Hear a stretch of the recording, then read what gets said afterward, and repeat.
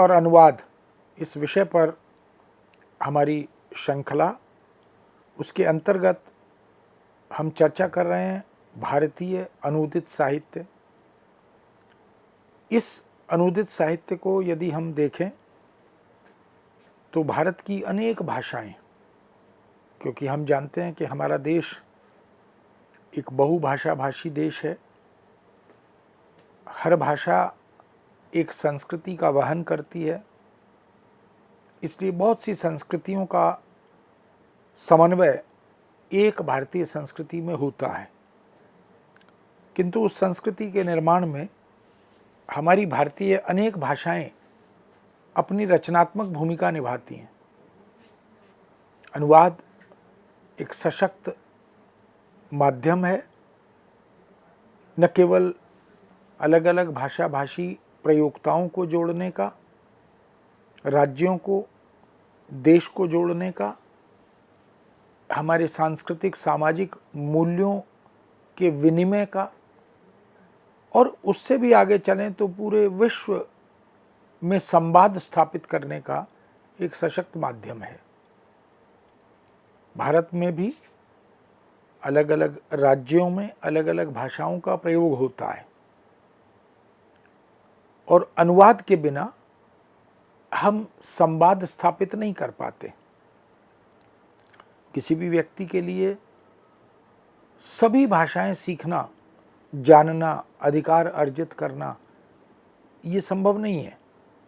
इसलिए अनुवाद हमारी शक्ति बनकर हमें दूसरी, तीसरी, चौथी भाषा में उपलब्ध रचनाओं से, रचनाकारों से, प्रतिपादित मूल्यों से अवगत कराता है, उनसे उपकृत भी कराता है।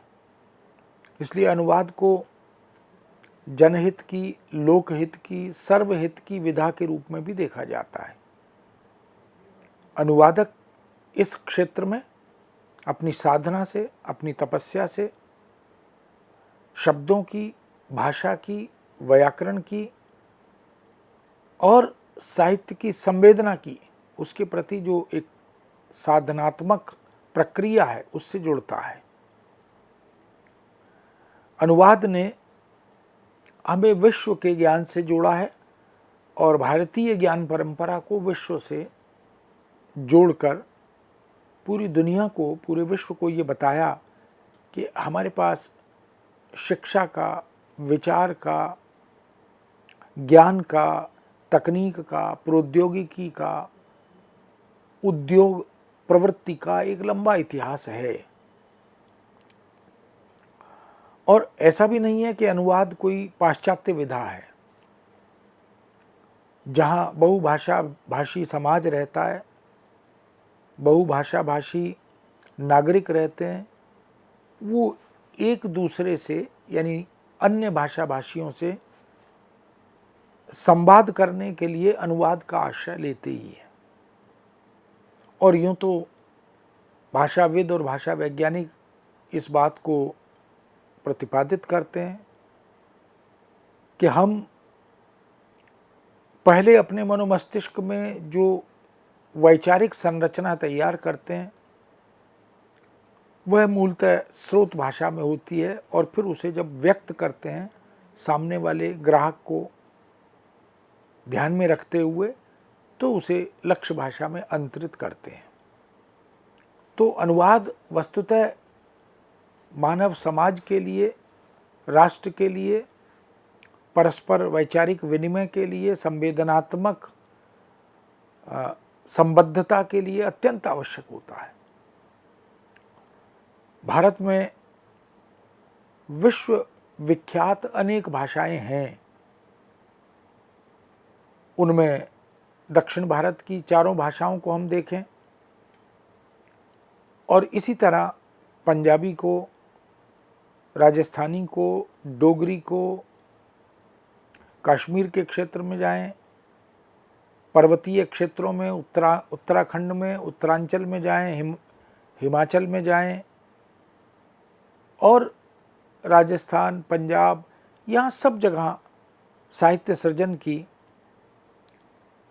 एक लंबी परंपरा हमें मिलती है और भाषाओं का रचनात्मक उपयोग रचनाकारों ने समय समय पर किया है। अनुवाद ने भारतीय भाषाओं में उपलब्ध साहित्य को, जो कि कालजयी रचनाएं हैं, जो कवि हैं, जो गद्यकार हैं, कथाकार हैं, कहानी, उपन्यास, नाटक लिखने वाले, वो मनीषा, वो प्रतिभा, वो मेधा जिसने अपनी सृजनात्मक क्षमताओं से पाठक समुदाय को, देश के और दुनिया के नागरिकों को, साहित्य के अध्येताओं को उपकृत किया है। उसमें बंगला भाषा, बंगला से हिंदी, हिंदी से बंगला, एक लंबी परंपरा अनुवाद की मिलती है। न जाने कितने बंगला भाषा के रचनाकार हैं जिन्हें आज पूरी दुनिया में अनुवाद के कारण न केवल पढ़ा जाता है बल्कि उससे ज्ञानार्जन करते हुए, लाभान्वित होते हुए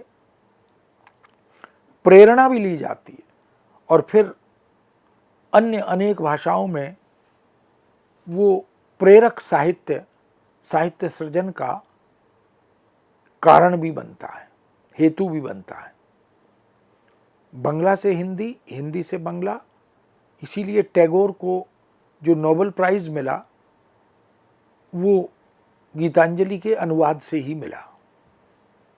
अंग्रेजी में अनुवाद हुआ बंगला से, जो उन्होंने स्वयं किया, और फिर दुनिया की अनेक भाषाओं में अनुवाद हुआ।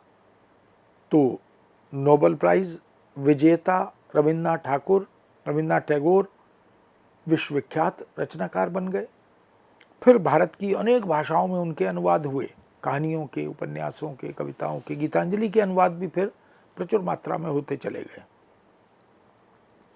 शरद चंद्र को हम पढ़ते हैं या बंकिम चट्टोपाध्याय को हम पढ़ते हैं, और इसी तरह बहुत सी महिला कथाकार, कहानीकार, उपन्यासकार, और इसी तरह राजनीतिक क्षेत्र में रचनात्मक भूमिका निभाने वाले स्वतंत्रता सेनानी, राजनेता, उनकी आत्मकथा, उनकी जीवनियाँ, उनके जीवन अनुभव, इन सब के अनुवादों से ही हम बंगला भाषा की उस साहित्यिक विरासत से अवगत होते हैं, परिचित होते हैं, जिसमें बंगाल की सभ्यता, संस्कृति का, वहाँ के मूल्यों का, वहाँ की परंपराओं का, वहाँ के रीति रिवाजों का, ये सब का उद्घाटन होता है।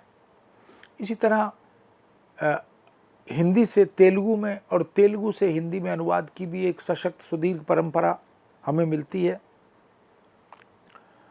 बहुत सी रचनाओं के, जो हिंदी की प्रतिष्ठित रचनाएं हैं, जो लब्ध प्रतिष्ठ कहानीकार, उपन्यासकार, कवि, नाटककार हैं, जो कालजयी रचनाएं हैं, वो चाहे प्राचीन काल की हों, मध्यकाल की हों, संस्कृत काल की हों, उन सब का अनुवाद तेलुगु में, तमिल में, कन्नड़ में, मलयालम में, उड़िया में, मराठी में, गुजराती में प्रचुर मात्रा में हुआ है।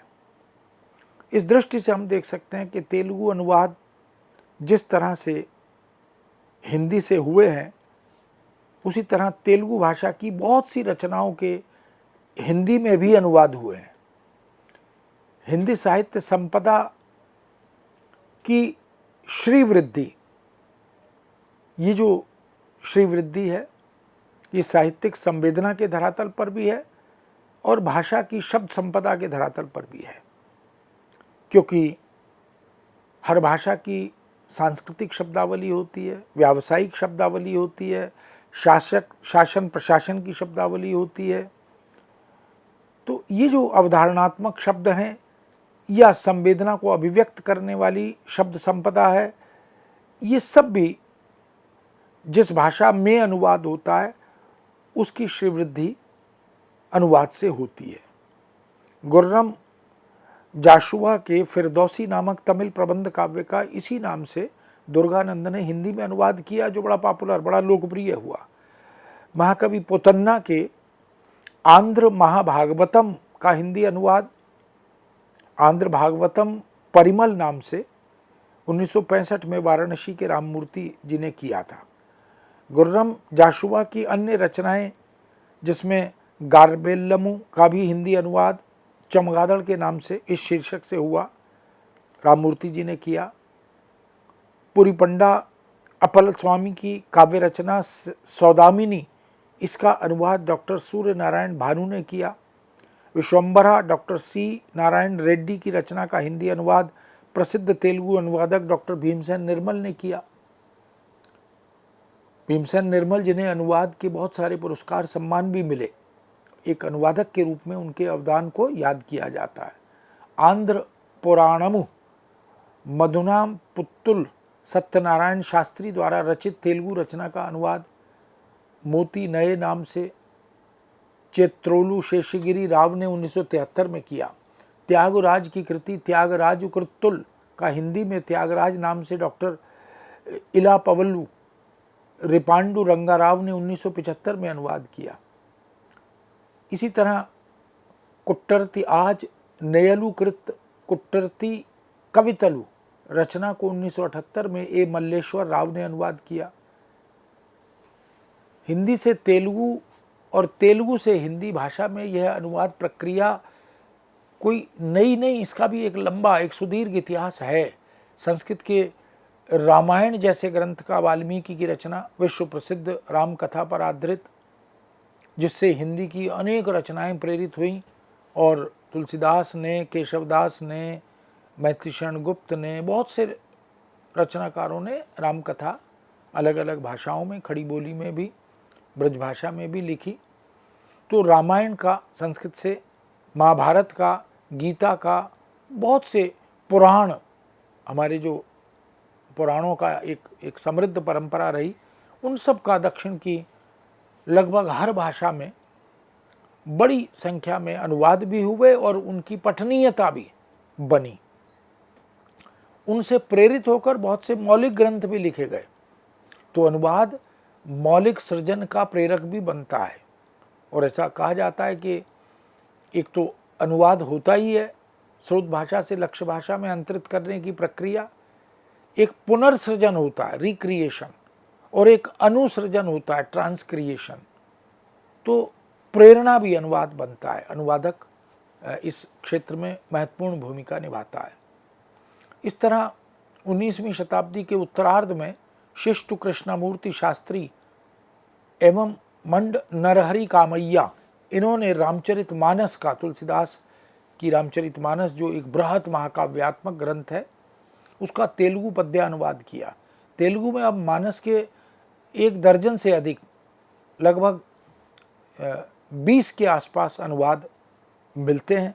यद्यपि अब हिंदी से तेलुगु में अनुवाद कार्य तुलना में कम है, लेकिन उस तरफ भी अभिरुचि बढ़ रही है।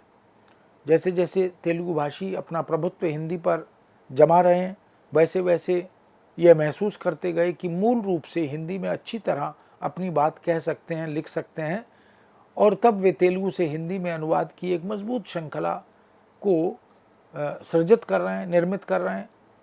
दक्षिण भारत की संस्कृति और सभ्यता को, वहाँ के मूल्यों और विचारों को इसी सशक्त अनुवाद परंपरा ने विस्तार दिया है।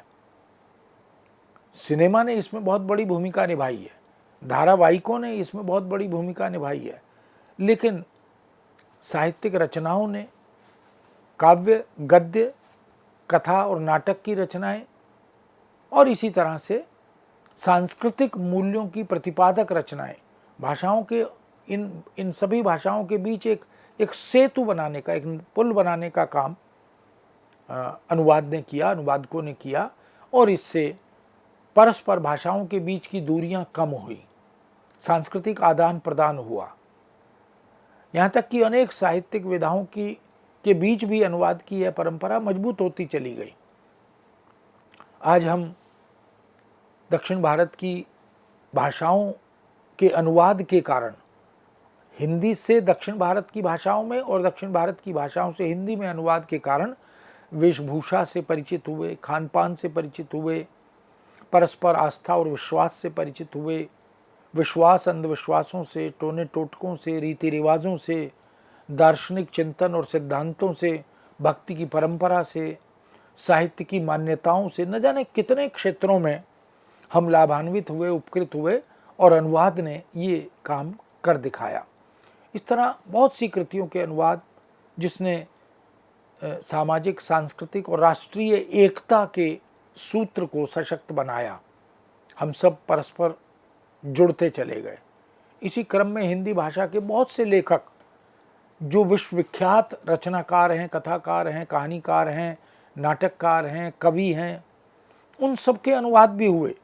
विशेष रूप से कथात्मक अनुवाद तो बड़ी मात्रा में हुआ, क्योंकि कविता का अनुवाद उतना सरल नहीं होता, हालांकि आनंदप्रद होता है। और कविता के अनुवाद के लिए अनुवादक का कवि होना या कवि मन होना ये भी ज़रूरी है। लेकिन कथा सम्राट हिंदी के प्रेमचंद, जो अब केवल हिंदी के नहीं रहे, अनुवाद के कारण वो अनेक भारतीय भाषाओं में और विश्व की कई भाषाओं में अनुवाद हुआ, वहाँ के प्रिय कथाकार बन गए। जैनेन्द्र, जिन्होंने मनोवैज्ञानिक और मनोविश्लेषणात्मक रचनाओं के माध्यम से अपनी एक अलग छवि बनाई, अलग पहचान बनाई, उनकी भी बहुत सी औपन्यासिक और कथात्मक रचनाओं के, कहानियों के अनुवाद हुए, बहुत लोकप्रिय हुए। राहुल सांकृत्यायन, रांगे राघव, भगवती चरण वर्मा, सूर्यकांत त्रिपाठी निराला, हजारी प्रसाद द्विवेदी, इलाचंद जोशी, धर्मवीर भारती, ऐसे प्रतिष्ठित रचनाकार, इन सब की औपन्यासिक और कथात्मक या कहानी की रचनाओं का तेलुगु भाषा में प्रचुर मात्रा में अनुवाद हुआ। कथा सम्राट प्रेमचंद के 8 प्रसिद्ध हिंदी उपन्यास तेलुगु भाषा में अनुदित हुए और उनकी पठनीयता भी उतनी ही जितनी हिंदी में थी बनी रही।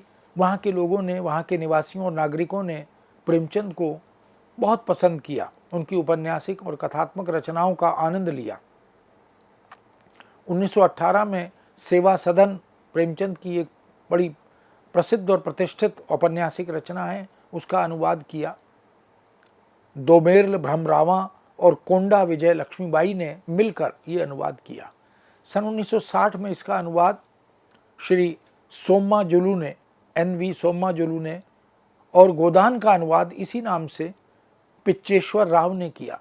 गोदान प्रेमचंद की एक बड़ी दुर्लभ, बड़ी महत्वपूर्ण औपन्यासिक कृति है, महाकाव्यात्मक उपन्यास है। प्रतिज्ञा का अनुवाद KG आचार्य ने किया। निर्मला को निर्मला नाम से ही छायेश्वर ने अनुवाद करके प्रस्तुत किया। रंगभूमि और गबन का अनुवाद आल्लूरी भुजंग राव ने किया। कर्मभूमि का इसी नाम से पोड्डरी रामचंद्र राव ने अनुवाद किया। मंगलसूत्र का अनुवाद मंगलसूत्र नाम से चावली रामचंद्र राव ने किया। हम देख सकते हैं कि प्रेमचंद के प्रति, प्रेमचंद की साहित्य के प्रति जो अभिरुचि है वह इन अनुवादों से उद्घाटित होती है। किस तरह तेलुगु में, तमिल में, मलयालम में, कन्नड़ में इन हिंदी की रचनाओं, रचनाकारों के अनुवाद को पसंद किया गया, लोकप्रियता मिली और वहाँ के रचनाकारों को प्रेरणा भी मिली। हिंदी उपन्यासकार जैनेन्द्र के उपन्यासों के बहुत अनुवाद हुए। सुनीता का, कल्याणी का, सुखदा का, जयवर्धन का, त्यागपत्र का, ऐसे पुराणम कुमार राघव शास्त्री ने इन सब रचनाओं के अनुवाद किए। इलाचंद जोशी के उपन्यासों में सन्यासी और प्रेत और छाया का अनुवाद क्रमशः सन्यासी और प्रेतमु छाया नाम से भी छायेश्वर अनुवादक उन्होंने किया। तेलुगु भाषा में लिखा सामाजिक उपन्यास हरिजन नेता, इसका अनुवाद KV दयावंती ने किया। कुमारी वास्यरेड्डी सीता देवी के उपन्यास समता का हिंदी में अनुवाद कुमारी V दयावंती ने किया। इस तरह रांगे राघव के उपन्यास छोटी सी बात का इदा नागरिकता नाम से अनुवाद आल्लूरी बैरागी ने 1960 में किया। रामनरेश त्रिपाठी के अप्सरा उपन्यास का अनुवाद अप्सरा नाम से ही K रमेश ने किया और श्री शिव सागर मिश्र के उपन्यास को मृत्यु जयुड़ नाम से कुमारी वासु रेड्डी सीता देवी ने किया। तेलुगु कहानीकार श्री विश्वनाथ सत्यनारायण की कहानी का अनुवाद मावली दुर्गा का कुत्ता इस नाम से, इस शीर्षक से V आंजनेय शर्मा ने किया। गुड्डियाट्टी वेंकटाचलम की कहानी का अनुवाद अनमोल त्याग नाम से आर शांता ने किया और सदानंद शारदा की कहानी को डॉक्टर C.H. रामुलु ने सबल प्रबल नाम से अनुवाद करते हुए प्रस्तुत किया। G.D. गुट रामचंद्र मूर्ति की कहानी का अनुवाद श्री P.V. नरसा रेड्डी ने पागल बाप नाम से किया। उपन्यास और कहानियों के अनुवाद की इस परंपरा को आगे बढ़ाया नाटकों के अनुवाद ने। श्री पड़ाला रामाराव के तेलुगु नाटक शहीद अल्लूरी सीताराम राजू का अनुवाद श्री वेम्मुरी आंजनेय शर्मा ने किया। गद्य विधाओं के परस्पर अनुवाद के साथ हिंदी तेलुगु हिंदी अनुवाद में कविता के अनुवाद भी प्रचुर मात्रा में व्यापक स्तर पर हुए। हिंदी साहित्य के कई श्रेष्ठ काव्य कृतियाँ तेलुगु भाषा में अनुदित हुईं और उनका स्वागत हुआ, पठनीयता बनी। जयशंकर प्रसाद जो हिंदी के महाकवि हैं, उनकी विश्वविख्यात रचना अमर कृति कामायनी का तेलुगु में अनुवाद डॉक्टर इल्यावुल्लूरी पांडुरंग राव ने किया। 1974 में यह अनुवाद हुआ। रामनरेश त्रिपाठी की काव्य रचना पथिक को श्री डालरंग राजू लक्ष्मीपति ने 1979 में अनुवाद किया। इस तरह कबीर के दोहों का कबीर सुक्तुलु नाम से भी ईमनी दयानंद ओंगोल ने 1922 में तेलुगु भाषा में अनुवाद किया। हम जानते हैं कि कबीर ने विश्व की अनेक भाषाओं में अनुवाद के बाद एक अलग पहचान बनाई थी। राधाकांत मिश्र की शब्दों का आकाश हंस पत्रिका को हंस नाम से डॉक्टर बापू रेड्डी ने अनुवाद करके प्रकाशित कराया। छायावादी कवि सुमित्रानंदन पंत ने उनकी रचना अणिमा, इस कविता का तेलुगु में मित्रता गीतमा नाम से डॉक्टर अन्नपुर रेड्डी ने 1961 में अनुवाद किया था। धर्मवीर भारती की रचना टूटा पहिया का विरिगिन चक्रम नाम से डॉक्टर अन्नपुर रेड्डी ने 1992 में अनुवाद किया। जयशंकर प्रसाद की विशिष्ट काव्य रचना कामायनी का तेलुगु में जो अनुवाद हुआ वो बड़ा प्रसिद्ध हुआ, लब्ध प्रतिष्ठ हुआ, पाठकीय अभिरुचि बढ़ती चली गई। डॉक्टर पांडुरंग राव ने रचना के इस अनुवाद के प्रत्येक शब्द का अनुवाद करते हुए भाव को केंद्र में रखा और भावधारा के सरस अनुवाद से उन्होंने एक अलग ख्याति प्राप्त की। डॉक्टर पांडुरंग राव अनुदित कामायनी आद्यांत सरस सुंदर चित्रात्मक और संगीतात्मक बन गई, जिससे उन्हें पुरस्कृत और सम्मानित भी किया गया। वस्तुतः इसके दो अन्य अनुवाद भी जंध्याल पापण्य शास्त्री और श्री बाविलाल सोमायुजुलू ने भी किया। अन्य रचनाओं में पथिक का अनुवाद एकदम मौलिक बन गया। बहुत सी ऐसी अनुदित रचनाओं से तेलुगु साहित्य निश्चित रूप से समृद्ध हुआ। हिंदी कथा साहित्य की सशक्त सुदीर्घ परंपरा ने तेलुगु साहित्य के पाठकों को भी इस हिंदी की रचना धर्मिता से अवगत कराया।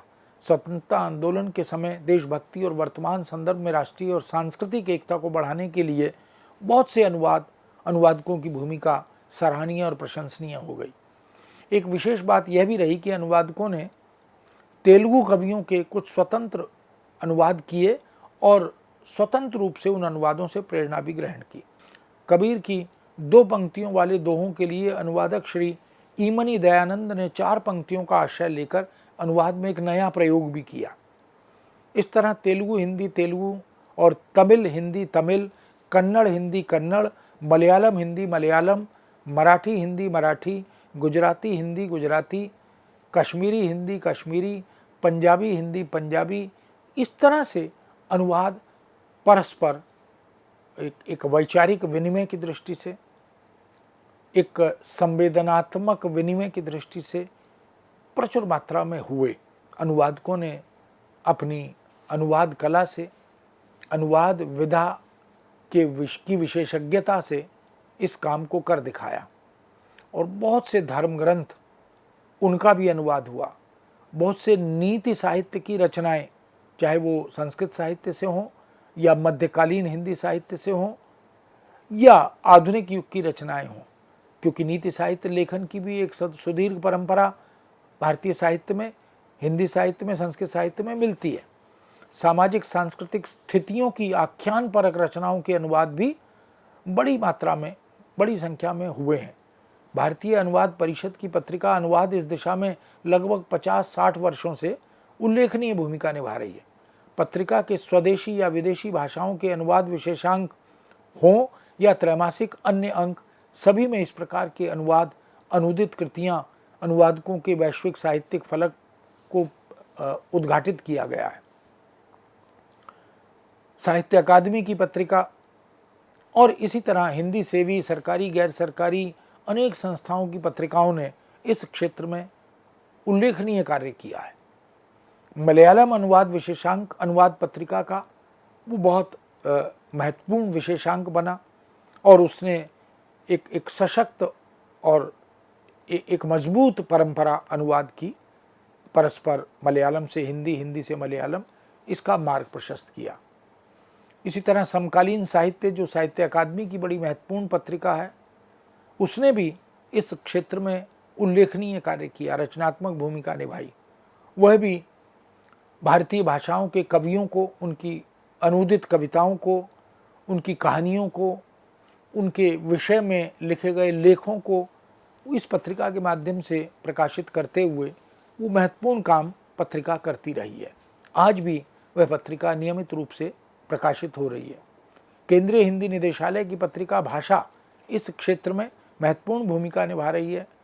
आज भी यह द्विमासिक पत्रिका है और साहित्य की केंद्रीय और राज्य स्तरीय अनेक अकादमियाँ इस दिशा में अनुदित साहित्य को प्रकाशित कर रही हैं, अपनी उल्लेखनीय और अविस्मरणीय भूमिका का निर्वाह कर रहे हैं। ऐसे अनुवादकों को अब पुरस्कृत और सम्मानित भी किया जा रहा है अनेक स्तरों पर। सरकारी संस्थाएं, गैर सरकारी संस्थाएं, निजी संस्थाएं, अकादमियाँ भाषा की, साहित्य की, ये भी इस दिशा में काम कर रही हैं। देश विदेश की भाषाओं में भी अनुवाद का यह सिलसिला अब तेजी से चल निकला है। लंबे समय से इस आंदोलन के प्रारंभ होने की आवश्यकता थी, प्रतीक्षा थी और यह काम निश्चित रूप से एक उल्लेखनीय काम हो गया है और अनुवाद ने पूरे देश को, पूरे विश्व को परस्पर आदान प्रदान के लिए, विनिमय के लिए, संवाद के लिए जोड़ने का काम किया है। मित्रों, इस विषय को यहाँ विराम देते हैं। पुनः आपके समक्ष उपस्थित होंगे। आज्ञा दीजिए। नमस्कार।